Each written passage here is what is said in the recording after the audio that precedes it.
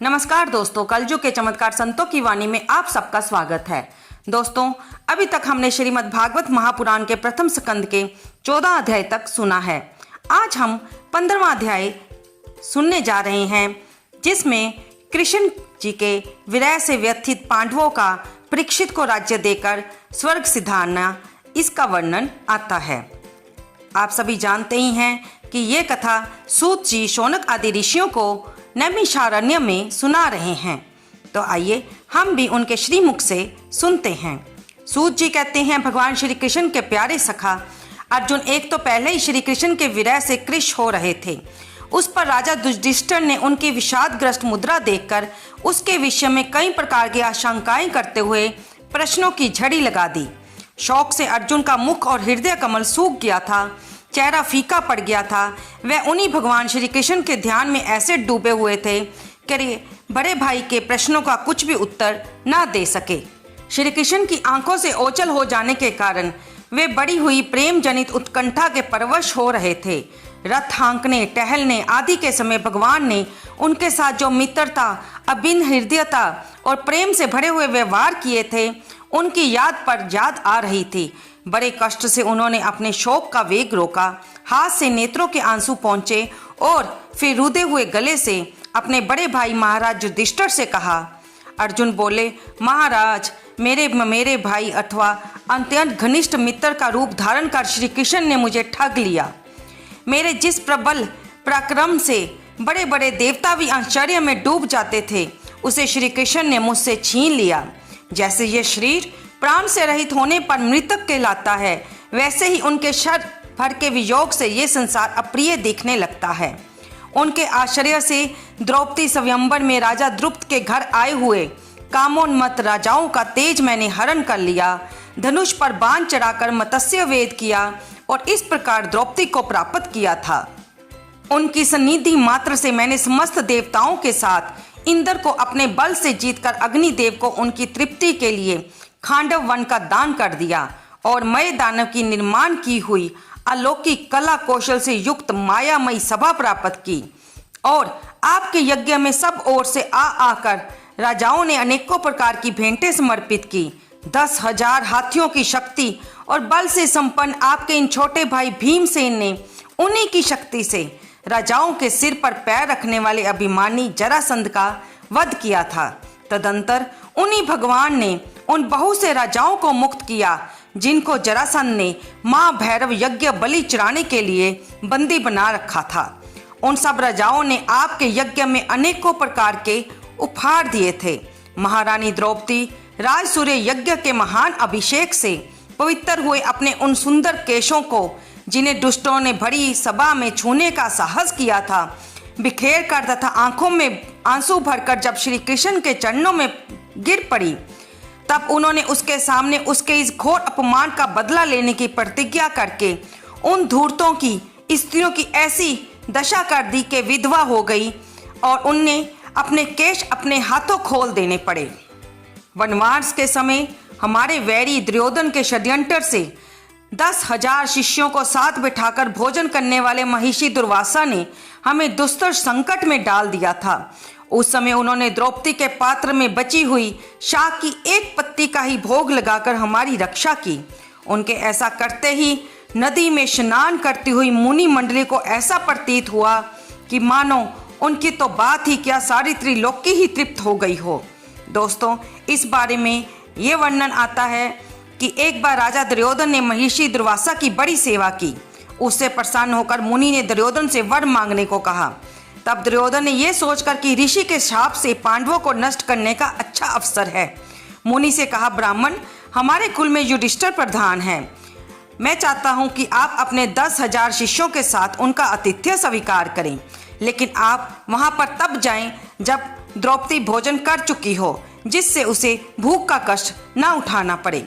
द्रौपदी के पास भगवान सूर्य की दी हुई एक पात्र था, जिसमें सिद्ध किया हुआ अन्न द्रौपदी के भोजन कर लेने से पूर्व शेष नहीं होता था, किंतु उसके भोजन करने के बाद वह समाप्त हो जाता था। दुर्वासा जी दुर्योधन के कथन अनुसार उसके भोजन कर चुकने पर मध्याह्न में अपनी शिष्य मंडली सहित पहुंचे। और धर्मराज से बोले कि हम नदी पर स्नान करने जाते हैं, तुम हमारे लिए भोजन तैयार रखना। इससे द्रौपदी को बड़ी चिंता हुई और उसने बड़ी ही दीन आवाज में भगवान श्री कृष्ण को पुकारा, उनकी शरण ली। भगवान तुरंत ही अपना विलास भवन छोड़कर द्रौपदी की झोंपड़ी पर आए और उससे बोले, कृष्णे, आज बड़ी भूख लगी है, कुछ खाने को दो। द्रौपदी भगवान की इस अनुपम दया से गदगद हो गई और बोली, प्रभु, मेरा बड़े भाग्य है जो आज विश्वम्भर ने मुझसे भोजन मांगा, परंतु क्या करूं, आज मेरी कुटी में कुछ भी नहीं है। भगवान ने कहा, अच्छा वह पात्र तो लाओ, उसमें कुछ होगा ही। द्रौपदी बटलोई ले आई, उसमें कहीं शाक का एक कण लगा था। विश्वात्मा हरि ने उसी को भोग लगाकर त्रिलोकी को तृप्त कर दिया और भीमसेन से कहा कि मुनि मुंडली को भोजन के लिए बुला लाओ, किंतु मुनिगण तो पहले ही तृप्त हो गए थे। अर्जुन जी आज आगे कहते हैं कि उनके प्रताप से मैंने युद्ध में भगवान शंकर को भी आश्चर्य में डाल दिया और उन्होंने मुझको अपना पाशुपत नामक अस्त्र दिया। साथ ही दूसरे लोकपालों ने भी प्रसन्न होकर अपने अपने अस्त्र मुझे दिए। और तो क्या, उनकी कृपा से मैं इसी शरीर में स्वर्ग में गया और देवराज इंद्र की सभा में उनके बराबर आधे आसन पर बैठने का सम्मान मैंने प्राप्त किया।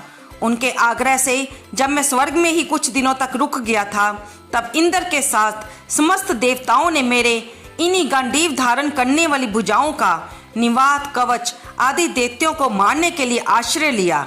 महाराज, ये सब जिनकी कृपा का फल था, उन्हीं पुरुषोत्तम भगवान श्री कृष्ण ने मुझे आज ठग लिया।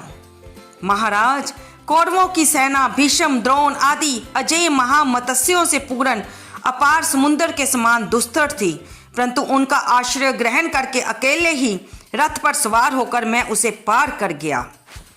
उन्हीं की सहायता से आपको याद होगा, मैंने शत्रुओं से राजा विराट का सारा गोधन वापस ले लिया।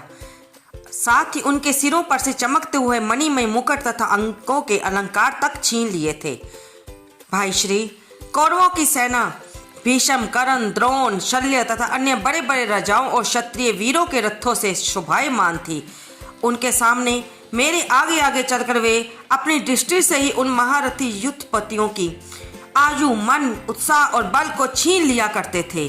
द्रोणाचार्य, भीष्म, कर्ण, भूरिश्रवा, सुशर्मा, शल्य, यद्रथ, बाहलिक आदि वीरों ने मुझ पर अपने कभी न चूकने वाले अस्त्र चलाए थे, परंतु जैसे हिरण्यकश्यप आदि दैत्यों के अस्त्र शस्त्र भगवान भगत प्रहलाद को स्पर्श नहीं करते थे, वैसे ही उनके शस्त्र अस्त्र मुझे छू तक ना सके।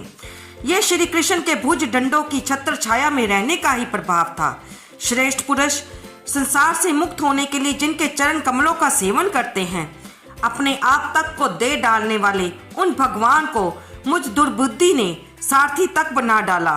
ओह, जिस समय मेरे घोड़े थक गए थे, तब मैं रथ से उतरकर पृथ्वी पर खड़ा था। उस समय बड़े बड़े महारथी शत्रु भी मुझ पर प्रहार ना कर सके, क्योंकि श्री कृष्ण के प्रभाव से उनकी बुद्धि मारी गई थी। उनका मुझे पार्थ, अर्जुन, सखा, कुरुनंदन आदि कहकर पुकारना मुझे याद आने पर मेरे हृदय में उथल पुथल मचा देते हैं।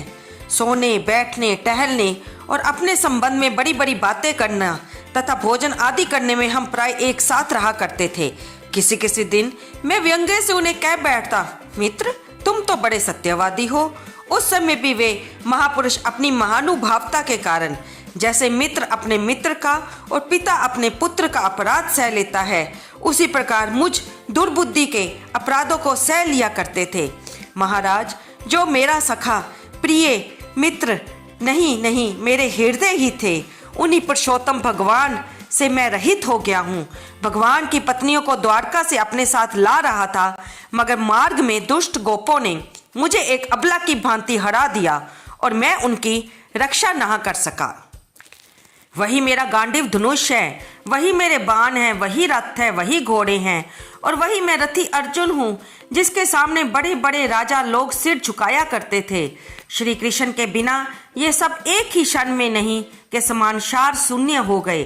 ठीक उसी तरह जैसे भस्म में डाली हुई आहुति, कपट भरी सेवा और ऊसर में बोया हुआ बीज व्यर्थ जाता है।